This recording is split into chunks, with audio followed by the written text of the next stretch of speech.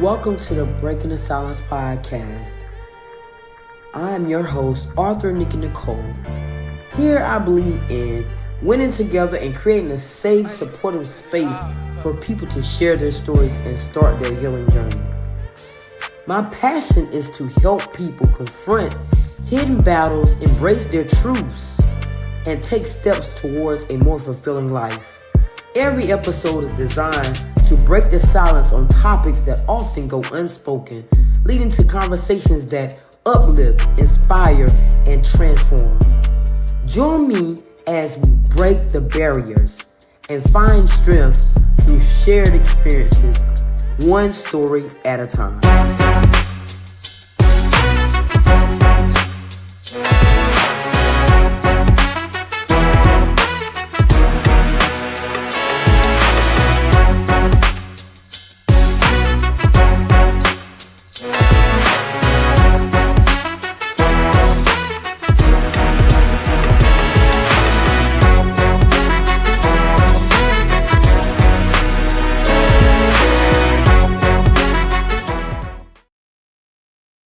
Hey everyone, welcome to another powerful episode of Breaking the Silence.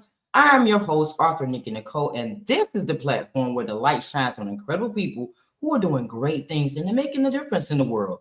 Together, we will uncover untold stories, break barriers, and challenge the norms to inspire change. So get ready to be inspired, learn, and join this movement as we break the silence on issues that matter the most and bring awareness to the people that are doing great things in this world.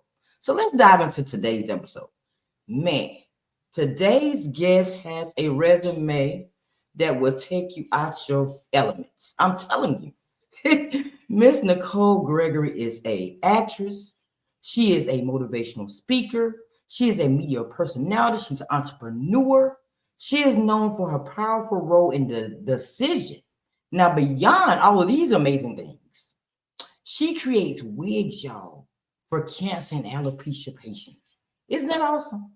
So after her countdown, please welcome this amazing woman to the platform.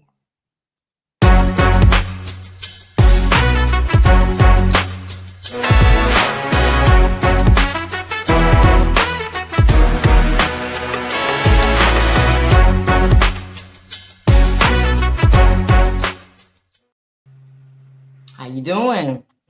How are you? Thank you so much for having me. Thank you.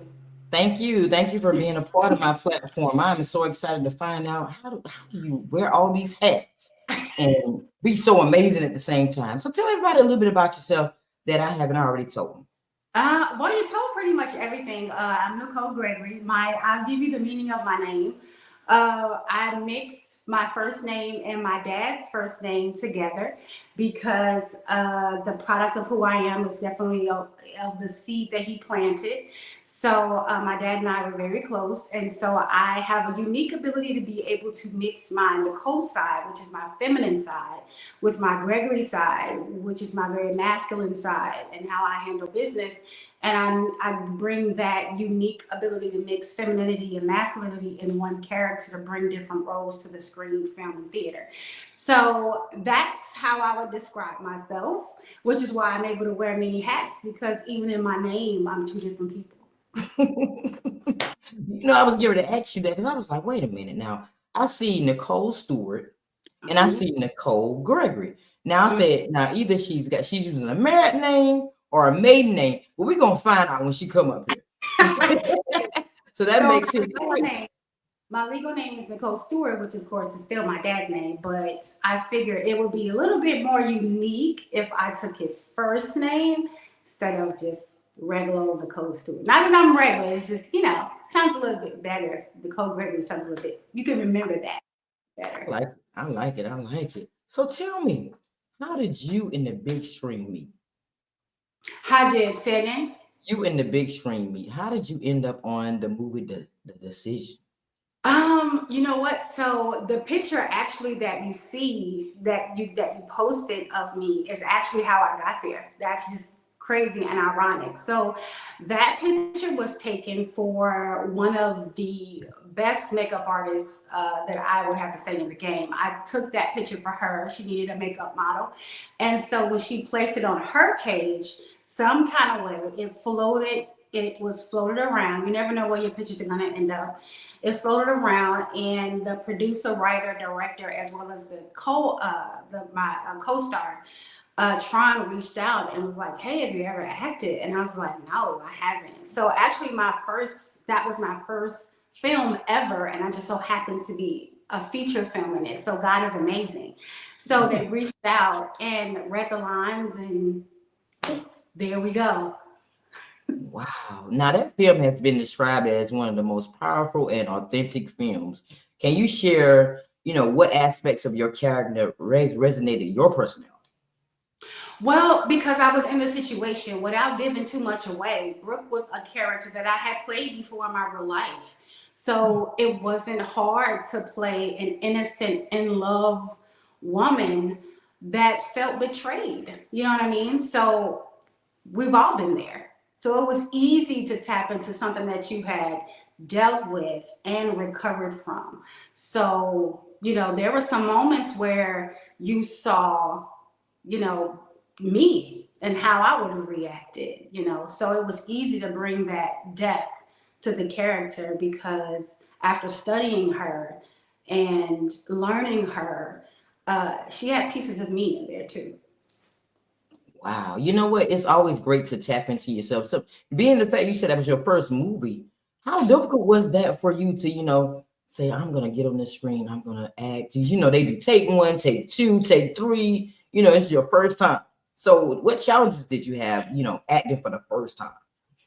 I think just getting out of my comfort zone of being an introvert extrovert. Like I'm big Gemini energy, so if you tell me that you got confidence and I'm going to do it, I'm going to do it. And so it was just getting over the jitters of the camera being there. But once I just got on set and I was like, you know what, this camera's not here, this is me and him having a conversation.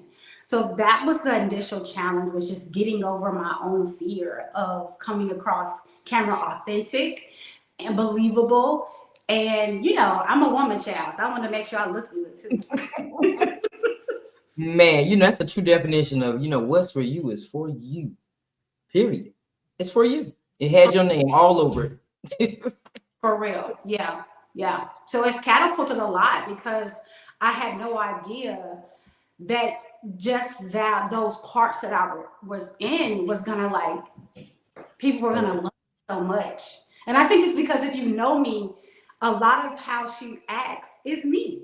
So it's like people were getting a piece of me, like, authentically, both off camera and on camera. I love it. I love it. So in addition to acting, you're passionate about empowering women to pursue their dreams. So what advice do you have for women who may be facing, the obstacles in following their passions? I think the reason why we don't follow passions is because we're afraid of what it will look like. We're afraid of what the commitment will look like. I mean, even with this, I just made up in my mind that if this was God's assignment for me, because I always knew, like, if you really think about it, as you operate day to day, you know that you're different than everybody else. You can feel it. It's a gut feeling you get, like, you don't really fit in with everybody. People may treat you a little bit different. So you already know you operate on a higher level, because you're not like everybody else. You never have been able to blend in. So I think it's just a matter of recognizing it and being aware of the assignment. And this is just, since I've been in Atlanta, really last year is when I decided I'm just going to walk in the assignment. And whatever it comes with, I'll be the vessel, I'll be the sacrifice. Because one of my good friends told me, she said, you don't have a right to keep what you have from other women. You don't have that right to do that because they need it. So when I think that's what I would say to any other woman. You don't have the right to keep what's in you because it God put it there for all of us, Right. not just you. Like, what's the point of having a gift if nobody knows you have it? That makes no sense. But you know, that just that to bounce off what you said, you know, a lot of people don't know who they really are. And sometimes they know who they are, but Hmm. that fear and that rejection, you know, the devil jumps inside and says, you know, no, you can't do this. No, you won't do this. So a Hmm. lot of great people in the world are hidden because they're afraid to just step out on faith. And I think too, the world honestly is suffering from an identity crisis. Yes. You know, because we pull identity from social media, we Mhm. pull it from the TV. We don't pull it from like us because a lot of us are afraid to be by ourselves. Like we're Right. afraid to listen to the thoughts in your head. And when you get out of your head, you can be so much more successful. You know what I mean? It's like getting out of your own way, but you got to first be who you are to you. The Yes. rest will come. Yes, but you know what? You know, if you know, growing up as a child, you know, everybody has dreams of being like somebody else. Yeah. But truth be told, you shouldn't want to be like, you should have role models. Don't Yeah. get me wrong, but only want to be yourself. Your end goal is to be yourself. Start with you, end with you. Yeah. And I think a lot of people suffer with that. Absolutely. Absolutely. Yep. So now you create wigs, custom wig. Now this is amazing. When I read this in your bio, I was like, now, what brought you to the point where you said, you know, I'm gonna create wigs for cancer and alopecia patients, you know, and what inspired you to start that project and say, you know, and let it, you know, connect to a larger mission of uplifting others at the same time? Well, I think because I've been in healthcare since, I was 21 years old, so this is a long history of helping people in different forms of their health, whether they're really, really sick or really, really healthy. Because I practice in, holistic medicine, OBGYN, internal medicine, family medicine, peds. So I've, interned and worked in over 90% of the specialties within healthcare, both as a healthcare worker and now as an IT. So it came natural to be able to extend that in a more personal way. And so I want to be clear that wigs are just not for women. These wigs that we custom make, which are medical grade wigs, they are specifically for patients with chemotherapy and alopecia and other dermatology issues because they are for men, women, and children. So it just was a natural passion because I've been in the same field since my 20s. So it was easy to just translate that knowledge and that empathy into a unit for someone. Nice. So do you have a nonprofit you know, organization that focuses on that particular segment? I don't have a nonprofit, but what I usually do for patients that come to me with that, I usually just bill their insurance because a lot of it is just knowledge. They don't Yes. realize that these wigs can be paid for by their medical insurance because they have a medical diagnosis. And Wow. so a lot of it, even if they don't go to me, I do focus on making sure that my team and I educate on what their options are, especially if you have a child or a man that may be a little bit, insecure about it. Everything is done in private, everything is done within their dermatology office, or, we come to their homes. So it's more so about the knowledge of it than it is about the unit. The unit is kind of like a cherry on top, but then it's a lot that leads up to that. So you just dropped a nugget. You said that the insurance will pay for the wigs. Yes. Yeah. Most medical insurances will pay for your units because it's not a cosmetic unit. It's a medical grade. Like we're not making units out of that you would get from Love Me Hair. We're Right. making units that are made of silicone, silk, those things that have to be fitted. They have to be preserved because you realizing that chemotherapy irritates the scalp. Alopecia irritates the scalp. And so you can't just put a regular cosmetic wig on it because then they'll suffer itching and, psoriasis. So we treat the patient and find out what's best for them and then make that unit based on their condition. Not, and so that's why they cost a little bit more, but it lasts you 6 or 7 months. And then they pay for up to 2 weeks per year. Wow. Man, you learn something new every day. I'm sure that information right there helps somebody out there with just you saying that their insurance will take care of it. Yep. So they can reach out. The email that I think you have, I'll drop my contact information. And if nothing else, we can educate them on what questions to ask in their dermatology appointments or chemotherapy appointments. We guide them through that entire step, all the way to picking a unit, hair color, all of it. Yes, I love it.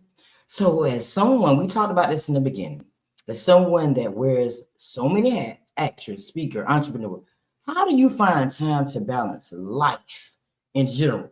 And what practices help you to stay focused and motivated and grounded and authentic on your journey? You know what I'm learning in this phase of my life, because there's seasons that you go through. I was telling my son the other day that I'm learning to enjoy the moments of what I'm doing, because I didn't come to Atlanta to do this. You know what I mean? So I'm learning to enjoy the moments of life and what they bring, staying organized. I write a lot of things down now that I didn't write down before. And even me, I have hard time keeping track everything that I'm obligated to do. And that doesn't include being a mother of a teenager. You know what I mean? So I have all of those, but I honestly think that it's the way I start my day. I start my day the same every day. You know what I mean? I take 30 minutes. I give God his just due. I give him that just due during the day. And it just all kind of works out. Like literally, the days feel like hours. They just go by so fast. Yes, they do. You know what? I'm finding a hard time with that. Getting up. Now I get up and I'm just sometimes I forget to eat. I'm trying to get into a mode where I do the same thing every day. That's the hardest thing for me to do. To get Yeah, up and do the same thing. I think that's a struggle for a lot of people, but I start out with prayer and then sometimes I go to the gym. So it's like that discipline. If I have to leave the house, it creates a routine. You know what I mean? Like get up, pray, get dressed, get my daughter off to school, go to the gym. Like that's that routine. And ironically enough, it only takes about 14 days to develop any type of habit, good or bad. So if you do that every day for 14 days, you're going to feel out of sync if you don't do it. Right, right. And I tell people that all the time. It only takes about 14, 21 days to make a habit, but then I Mm-hmm. can't get myself into my own habit. Man. So I'm gonna ask a few out of the box questions now to make you think. Okay. Okay. So if you could fast forward 10 years into your future, what's one thing you want to look back on and say, I'm incredibly proud of achieving? Oh, I would have to say the most important role in my life, the two most important roles in my life are being a mother and being a servant. Um, I want my children, I have 3 children. I want them to 10 years from now be like, man, mom, you really did that.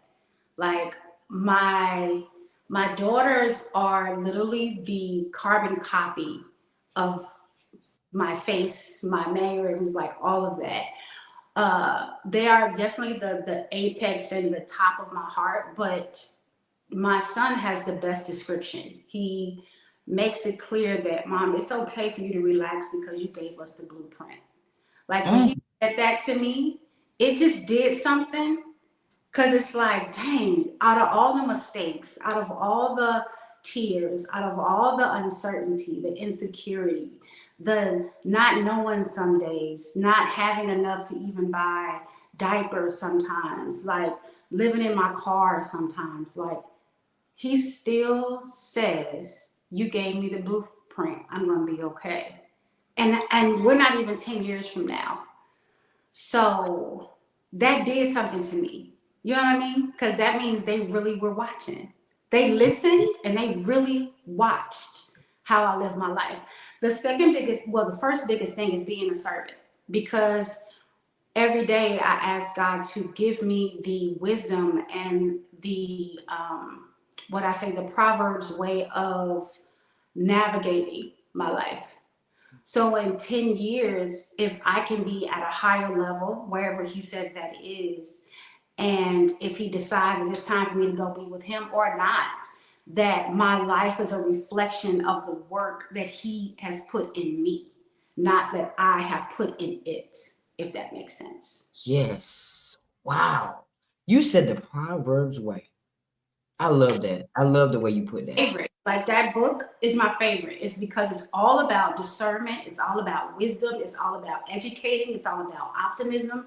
That's your manual. Like Yes. literally, it's your manual. And so sometimes I go to bed and I just listen to like the YouTube version of those stories, so that it's like it's all about making wise decisions, not perfect decisions, Right. wise decisions. So that's what I want to look back on 10 years from now. Told my mom one day, it took a while for me to get to this point, but I think we have beautiful conversations now because when you start when you're a child, Mhm. you think like a child, yeah, like a child. You go to church and you're like, this is not Lord, why? Because you don't understand. But then when you become an adult, then you start living life and going through different things in your life, and you understand, why your parents introduced you to God, because at times it was just God and making it through.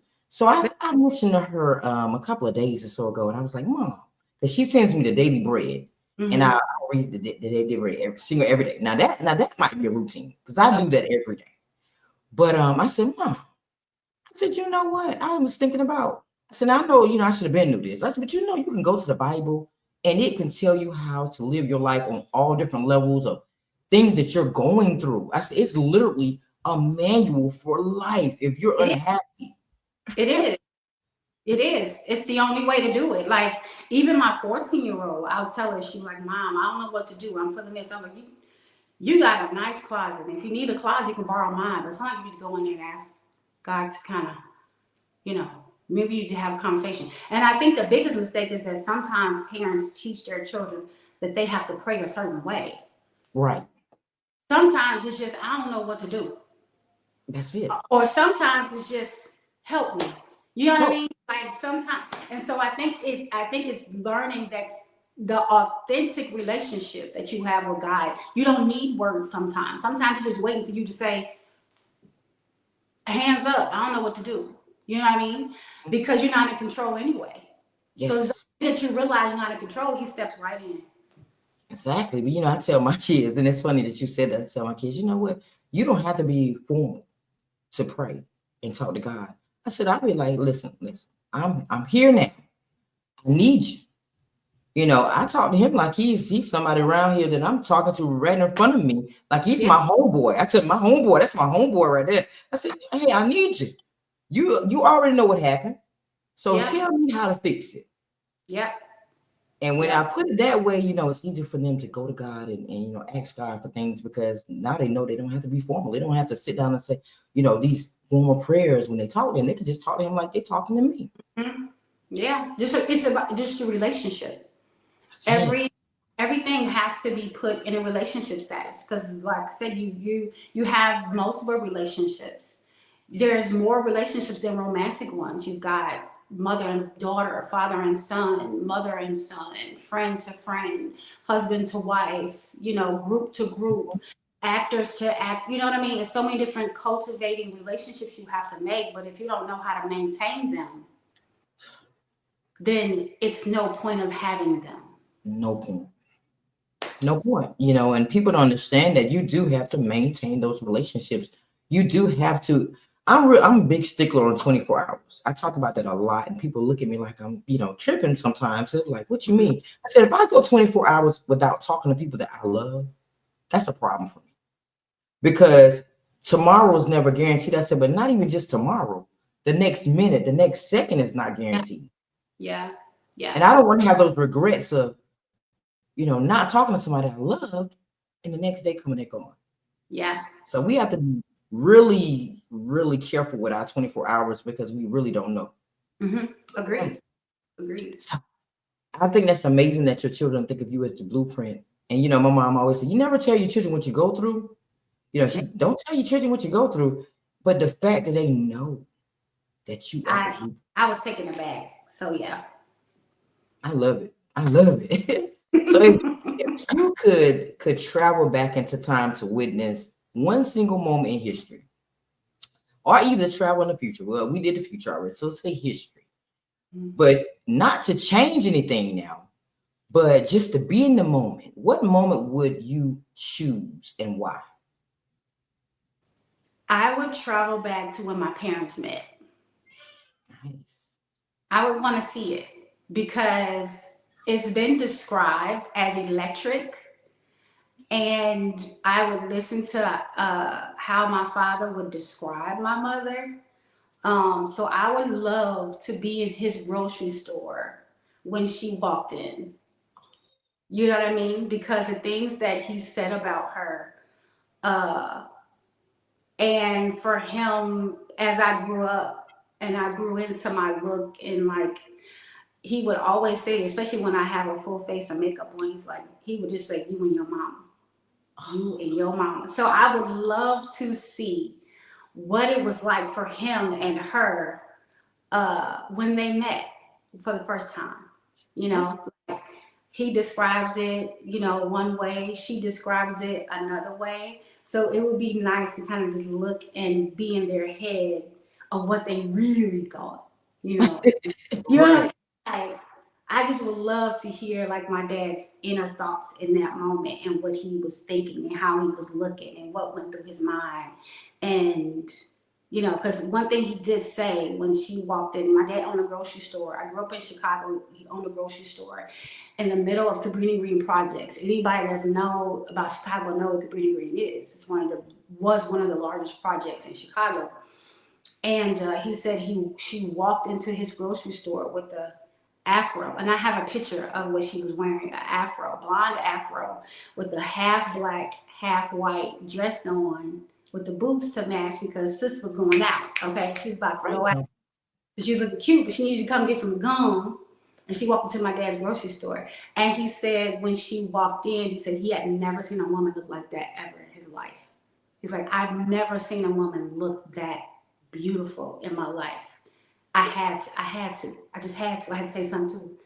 So I would love to be able to go back in that moment in time just to see what she thought, and what he really thought. Yeah. That's a beautiful love story. Just listen. I want to go back there. That's You know what I'm saying? I beautiful. want to see, like, did he say, he ugly, or, you know what I'm saying? Like, what did he be like, I don't know, like, because my dad was younger than my mother. And my mother had a whole life going on when they met. So just that one moment in time, I would love to be able to physically witness that between those two. They didn't end up together, but that moment sounded so electric in that one moment. So, Oh man. Okay, I have two more questions. okay. If you could have a conversation with any version of yourself, your past, your present, or your future, what would you ask and what advice would you hope to receive? I would have the conversation with the 23, 24-year-old woman that I was. I would tell her to be patient.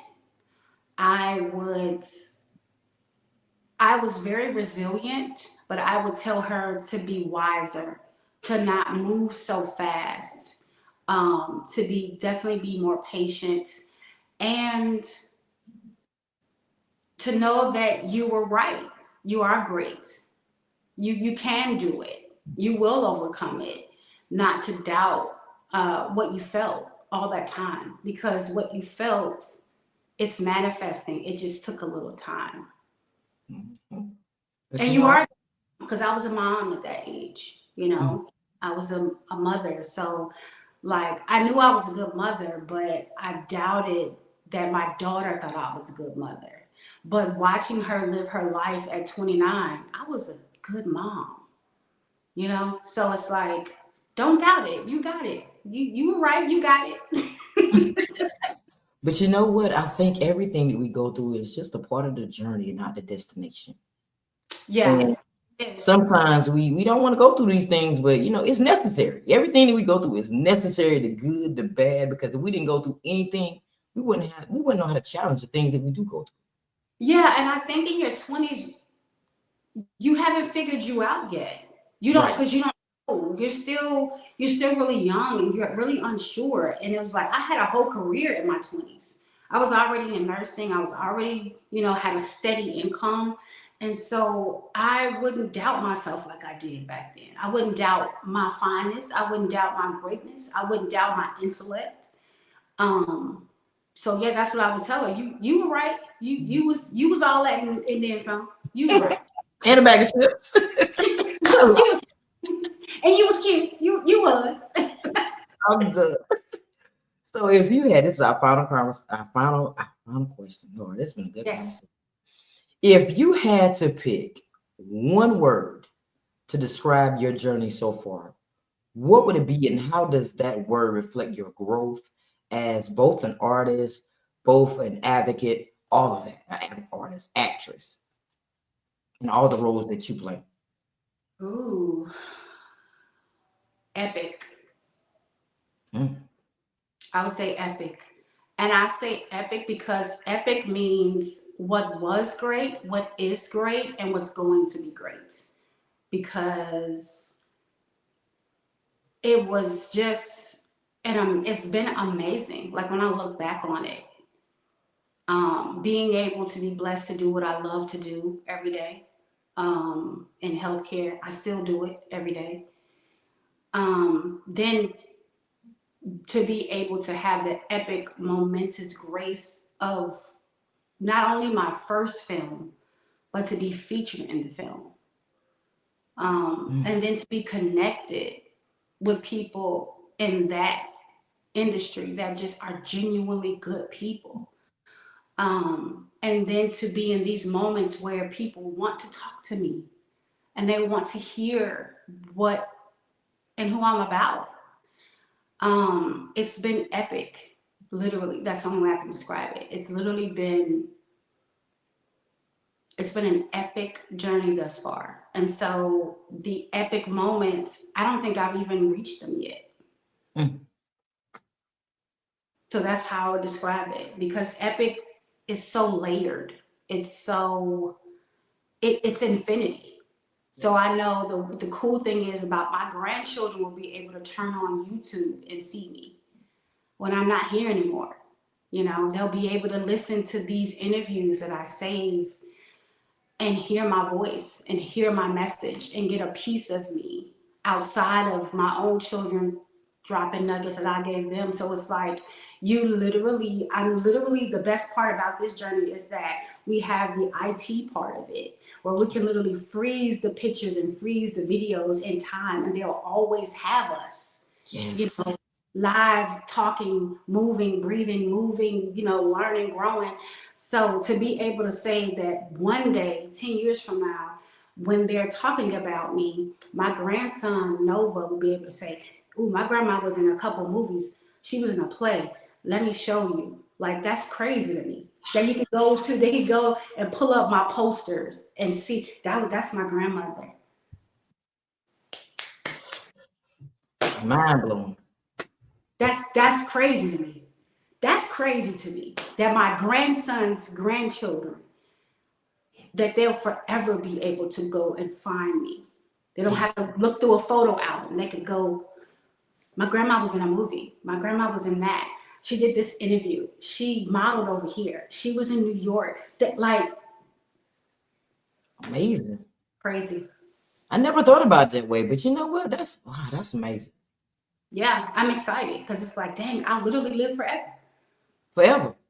In real time, they can go and look at a video in real, like it's in real time.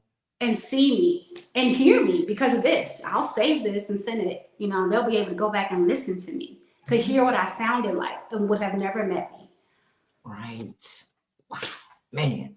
Woo, this has been a great conversation, Miss Nicole. So this is the moment I like to call the BTS 30 Seconds of Fame. This is your moment. The light is all on you. to let everybody know how to follow your journey, what's coming up next for you, the things that you want to share, all the good stuff about you. All right. So I'm Okay, gonna see the so platform. well, you see my name. I am Nicole Gregory. You can follow me on all social media platforms. It's the same. I am Nicole Gregory, both on Instagram, TikTok, and Facebook. I do have a couple of things coming up. I am in a play May 30th called Mama B's Pressing Curl. I am in an upcoming film called Assassin Redemption. I've also just read a script for another film. I can't mention that. Films in June. I have a couple more modeling gigs coming up. I just got booked for a speaking engagement in Indianapolis in March, and another brunch here in Atlanta. So, and I think we're filming The Decision Part 2 this year too. So, I mean, to catch me doing my day to day, to follow me just and get inspired by me day to day. Instagram, I am Nicole Gregory. I could be found there and on Facebook. I think that was 30 seconds, right? You're fine. I always say 30 seconds. Everybody be trying to get everything. I said, no, you really don't literally have 30 seconds. You can that's your moment. But Yeah. thank you so much. I have one more question. Now I'm trying to find that movie, The Decision. So you can find that currently on YouTube. You can just put in The Decision and it will come up. It is a film written, directed by Shane, You S-H-A-M. found that part. So you can find it there. I think it's doing really good right now. So I think it's like up to 8,000-9,000 views, which would explain why when I go places, people kind of look like, is that? Well, it was like, bro.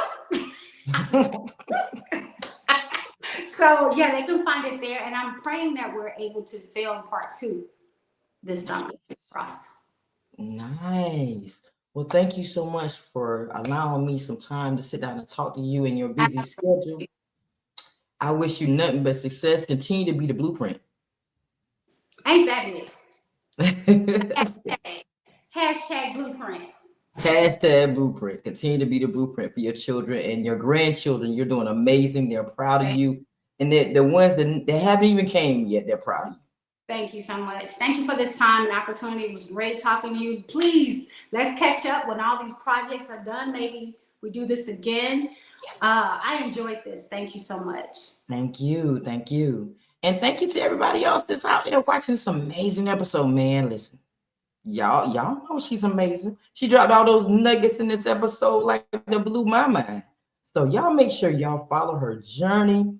And I hope from hearing her incredible story, from powerful performance and the decision to her mission of empowering women and supporting cancer and alopecia patients, I hope that you understand that she has a passion for this and she's amazing. And her story reminds us of all that we have the power of resilience within us. We have faith and using our platforms for the good. We need to start just speaking out more on the things that we desire. Get out that shell. It took me a while to get there. I had to just step out that shell and say, you know what, God, me and you gonna do this. We're gonna do it. And we're gonna do it well. And we're gonna do it scared to death. I did it. And ever since then, I've been running. So remember, the courage to follow your dreams is within you. Just be you. Just be you. So stay strong, stay inspired, and always remember to speak your truth. Till next time, later. I can't do this anymore. Hey, Daddy. Hey, Pooch, I missed you. Everything okay? You look worried about something. I missed you. I missed you too. And your decision is to hurt me and leave me for her. Get out before I kill you! No! I hate you! I hate you! Look, Do what you like. You a liar. So you made the decision to lie to me. You scared? Still. You know exactly what you was doing. Don't you want to know what happens next? When was the last time there? That's I've been sleeping around, putting it down all over town. Till I've been messing around on you.